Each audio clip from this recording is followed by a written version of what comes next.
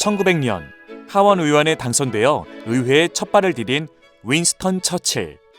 그가 의회에 첫 발을 내딛던 순간처럼 설레면서도 엄숙한 마음으로 국회의사당 안으로 들어가 봅니다. 처칠에게 있어 평생 직장이나 다름없던 이곳에는 그가 영원한 안식에 들어간 후에 블레이든에 묻히기 전까지 이곳에 머물렀다는 기록도 만날 수 있는데요.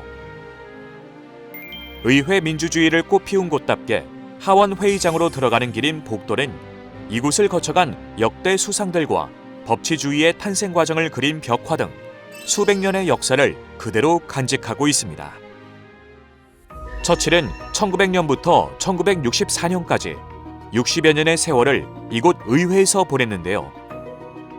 1900년 보수당 하원 의원으로 활동을 시작했으나 1904년 돌연 자유당으로 당적을 옮겼다가 1924년 다시 보수당으로 복당하는 특이한 행보를 보였습니다. 때문에 당시 보수당의 의원들은 그런 그를 두고 철새 정치인이라며 비난을 하기도 했죠. 자기의 생각은 똑같은데 그 자기의 생각에 기반한 정책을 실현할 수 있는 정당을 찾아간 겁니다. 처칠은 굉장히 자유주의적인 보수주의자거든요. 그러니까 개혁이 필요할 때는 자유당을 선택하고, 그리고 보수적으로 국가를 통합시켜서 전쟁을 하거나 해야 될 때는 보수당을 선택하는, 당을 뛰어넘는 그런 폭넓은 사고 속에서 그때그때 시대에 필요한 그런 당을 자기가 선택했다고나 할까요? 보수당의 보호 관세 정책에 반해 자유당에 입당한 처칠은 그곳에서 훗날 53대 영국 총리가 되는 데이비드 로이드 조지를 만나게 되는데요. 노블리스 오블리주의 감각을 가진 귀족주의자 처칠은 데이비드의 사회보장제도 기초 확립에 함께하며 의회에서의 입지를 다져나갑니다. 1911년 해군 장관에 임명된 윈스턴 처칠. 그는 영국의 해군을 새롭게 재편하는 해군력 강화에 주력했습니다.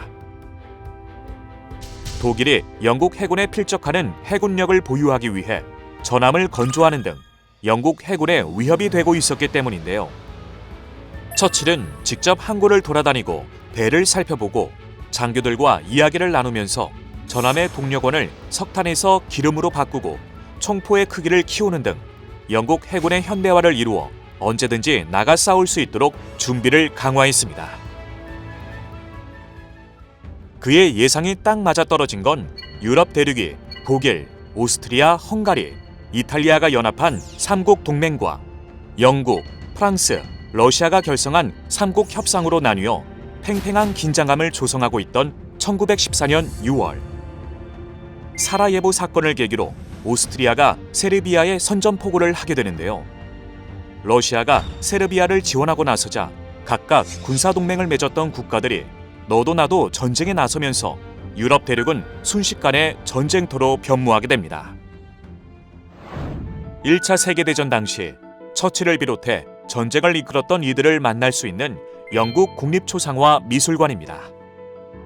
지금 이 정면에는 1차 세계대전을 이끌었던 정치인들, 그리고 이제 주요 캐비넷 멤버들이 여기 있습니다.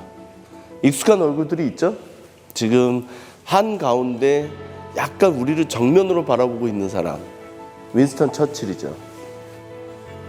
그리고 지금 요쪽 요 구석에 콧수염 기르고 있는 저분, 눈빛이 똘망똘망하신 저분이 전쟁 수상을 맡았던 하반기에 그 로이드 조지라고 하는 분이고요.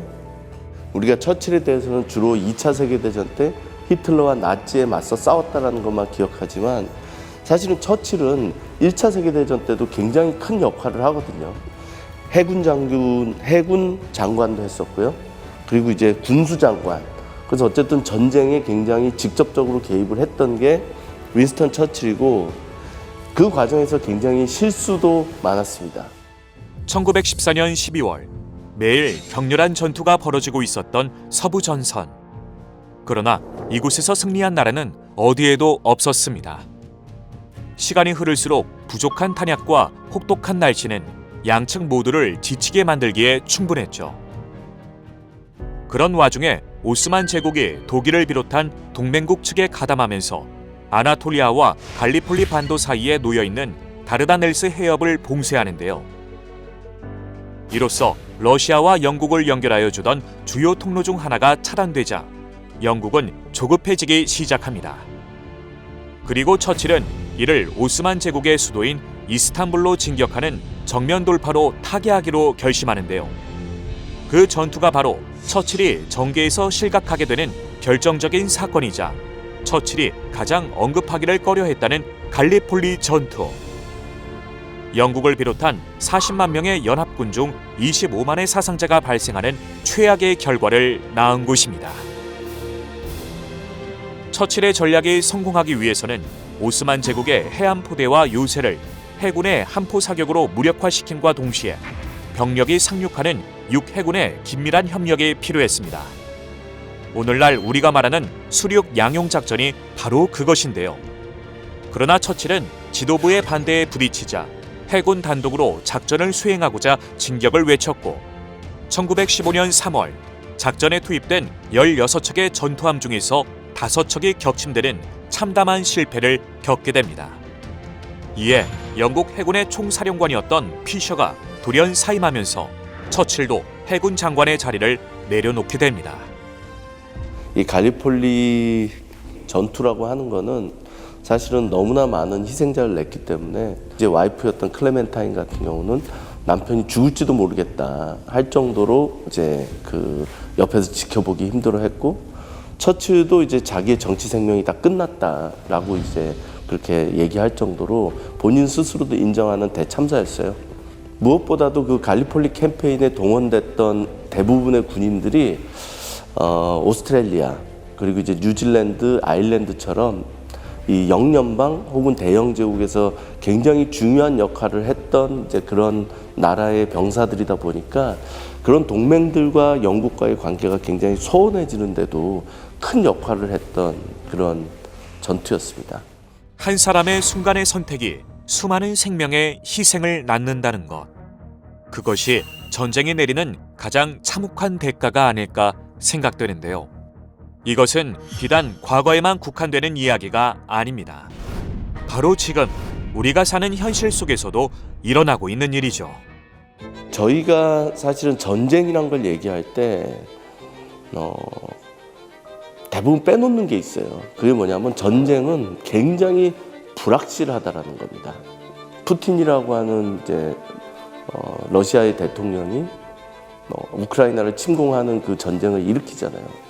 근데 아마 그때 푸틴은 이렇게까지 고전을 면치 못할 거라고 생각을 못했을 겁니다. 그런데 막상 전쟁을 해보니까 갑자기 젤렌스키는 영웅이 되고 갑자기 전 세계가 막 우크라이나를 물심양면으로 돕고, 그러면서 러시아는 우리가 생각했던 것보다는 훨씬 이제 어려운 상태에 빠져 있는 걸로 보이거든요. 그런 게 전쟁의 불확실성입니다. 그리고 이런 불확실성은 처칠이 갈리폴리 전투에서 실패하는 원인에서도 발견할 수 있습니다. 처칠의 계획이 너무나 담대하고 그리고 굉장히 뭐랄까요, 정말 중후장대한 전략이었기 때문에 성공할 가능성도 굉장히 있었고, 많은 사람들이 평가하기에 처칠만이 낼 수 있는 대전략이다. 근데 윈스턴 처칠이 고려하지 못했던 단 한 가지는 그 갈리폴리 전투를 이끌었던 이름 없는 한 무명 장군이 너무나 탁월한 리더십으로 그 전쟁을 승리로 이끈다는 겁니다. 터키군에.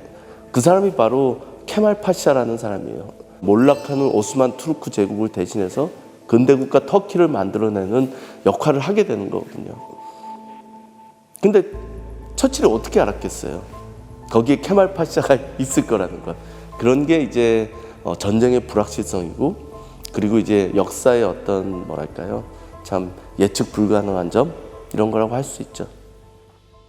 윈스턴 처칠의 얼굴에서 한순간의 선택에 대한 책임의 무게를 아는 이의 감정이 느껴집니다. 그리고 우리는 이곳에서 영국의 역사를 이끈 다양한 인물들의 초상화와 역사적인 순간들을 볼 수 있는데요. 이를 통해 시대를 이끌어가는 힘과 우리가 가져야 할 소명에 대해 다시금 생각해보게 됩니다. 제가 이 초상화 박물관을 좋아하는 이유는 이 초상화 박물관을 한 바퀴 쭉 돌고 나면 영국이 어떤 사람들에 의해서 성장하고 발전하고 힘들었느냐, 뭐 이런 이 스토리가 다 나오거든요. 그런데 결국 이 초상화박물관을 보면서 느끼는 건 영국은 참 대단한 사람들이 많았다. 역사를 보면 결국은 그 시대의 소명을 안고 살아가는 리더들이 있거든요. 이제 그런 사람들이 자기의 시대에 맡겨진 소명을 계속해서 이어가다 보면 어느 순간 강력한 나라 혹은 제국 혹은 부유한 나라가 돼 있는 겁니다. 결국은 우리 시대를 살아가는 세대가 소명의식이 뭘까? 우리가 해야 될 일이 뭘까?